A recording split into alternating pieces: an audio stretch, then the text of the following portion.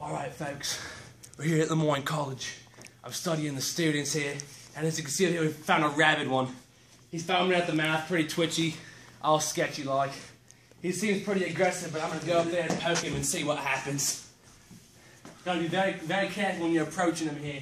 They get very aggressive. Gotta be careful. Be very aggressive. You gotta try and get behind him so he won't bite you. They're laughing. Oh God! Oh God! Oh God! It's got me! Oh.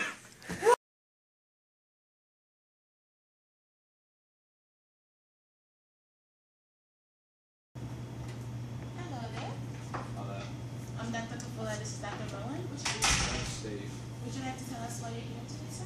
Okay, I was at Lemoyne College and I was studying with wild students there, and I found a crazy one. It looked like he was a real rabbit or something like that. He's foaming at the mouth and he was like really twitchy and kind of acting really weird.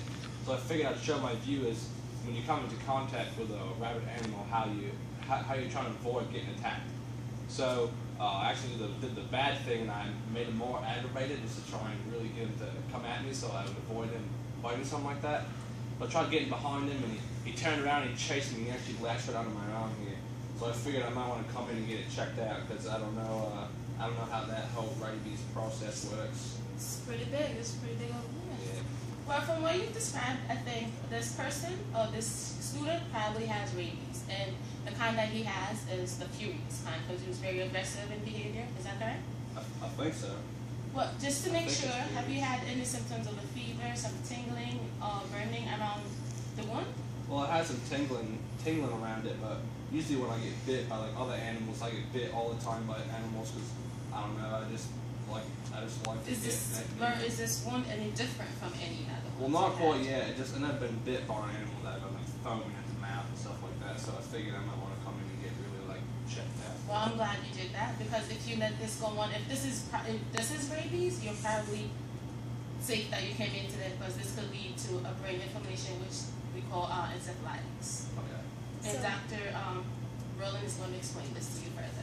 So rabies is considered a zoonotic infection. It's a viral infection that is transmitted between vertebrae. So if a dog were to bite you, it's passed on between animals. So this is an example of one because you were bit by a crazy student. It sounds like. Anyway, this virus is normally transmitted through a bite. So if he was salivating a lot, this virus actually moves through the peripheral nervous system, through the saliva in the open wound, and then it eventually reaches the central nervous system, and this can cause paralysis and even death. So it's really important and really great that you came in here today and got treatment. So she'll let you know what the treatment and what rounds you're going to have to go through.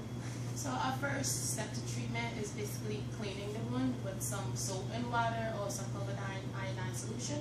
Did you by any chance clean your wound? Well, I didn't really get a chance because I came right from where I got bit, so I just kind of picked up a clump of dirt and just rubbed it on it. That's what we do back in the outback at home. So I figured if I did that, it works there, it'd work here, but I didn't really have any soap or anything, so I just. That probably increased your chances of an infection. Okay. But in order to take care of this, we'll clean it for you. And secondly, we'll give you a series of 4 shots. It's going to last about 2 weeks. So the first day, the 3rd day, the 7th day, and then the 14th day. That's how this is going to work out. The point of these shots is basically to help your body make antibodies, and then those will then fight off the infection. And making sure you are not infected again. Any pets in the house that you have, make sure you get those vaccinated as well, and follow up with some booster shots with your doctors. Okay. Okay? So over 2 weeks, I'll get 4 shots. Yes, 2 They weeks, help 4 shots. They help this not to get to my brain and Yes. cause death or something like that. That Okay. is correct. And don't forget those household pets you have, if you have any. Seems like you do. Yeah, I'll make sure when I get home I get my dingo vaccinated. That'd be a good idea. So, just to recap, rabies is transferred through the saliva of the infected host, so being bit by an infected animal can infect you. This is why infected animals are foaming at the mouth. The virus increases salivation of its host because that's how it spreads. The virus travels up the peripheral nervous system via retrograde transport and attacks the central nervous system, causing damage to the brain. This attack on the central nervous system is what leads to many of the common symptoms such as agitation and twitchiness and will eventually lead to death if not treated.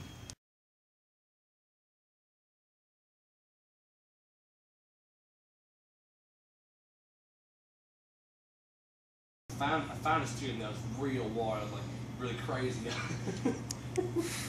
I'm sorry. My name's Steve. Do you mind telling us what happened to you, sir? Okay, I was at Lemoyne College, excuse me, studying a wild student and I found... Is it me looking at you?